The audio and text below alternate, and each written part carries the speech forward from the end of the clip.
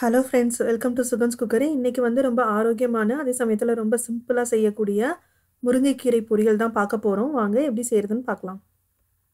இப்போ பொரியலுக்கு தேவையான பொருட்கள் பார்த்துடலாம். கொஞ்சமா முருங்கைக்கீரை உருவி வச்சிருக்கேன். அது கூட ஒரு 10 சின்ன வெங்காயத்த பொடி பொடியா கட் பண்ணி எடுத்து வச்சுக்கோங்க.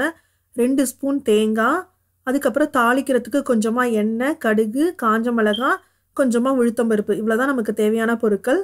இப்போ எப்படி செய்றதுன்னு பார்க்கலாம்.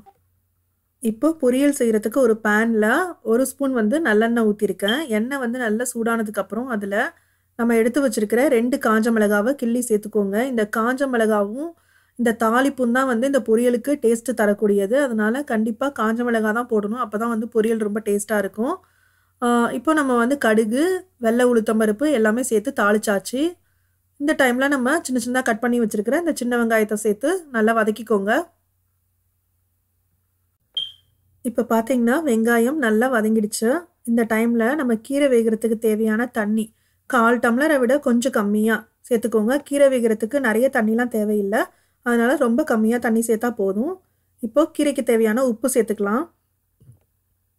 இப்போது நம்ம வாஷ் பண்ணி வச்சுருக்கிற முருங்கைக்கீரையை வந்து இது கூட சேர்த்துடலாம். சேர்த்துட்டு நல்லா கிளறி விட்டுக்கிட்டே இருக்கணும். நம்ம வந்து இதை மூடி போட்டுலாம் வேக வைக்கணும் அப்படின்லாம் அவசியம் இல்லை. ஜஸ்ட்டு நீங்கள் பரட்டிக்கிட்டே இருந்தீங்கன்னா போதும். ஒரு 5 நிமிஷத்தில் நல்லா சுருண்டு வந்துடும். முருங்கைக்கீரைன்னு இல்லை, வாரத்தில் ஒரு நாள் கண்டிப்பாக ஏதாவது ஒரு கீரை சேர்த்துக்கோங்க. ரொம்பவே நல்லது, ரொம்ப ஆரோக்கியமானதும் கூட. இப்போ பாருங்கள், கீரை வந்து நல்லா வதங்கி நல்லா சுருண்டு வந்துருச்சு. இந்த டைமில் நம்ம எடுத்து வச்சுருக்கிற திருகின தேங்காய் 2 ஸ்பூன் அதை சேர்த்து நல்லா பரட்டி விடுங்க. அந்த மாதிரி பரட்டும் போது அந்த தேங்காயோட வாசம் வந்து நல்லா வரும். அந்த மாதிரி வந்ததுக்கப்புறம் நீங்கள் வந்து ஸ்டவ்வை ஆஃப் பண்ணிடலாம். அவ்வளோதாங்க. ரொம்ப சிம்பிளாக, ரொம்ப ஈஸியாக, அதே சமயத்தில் ரொம்ப ஆரோக்கியமான முருங்கைக்கீரை பொரியல் ரெடி ஆகிடுச்சு.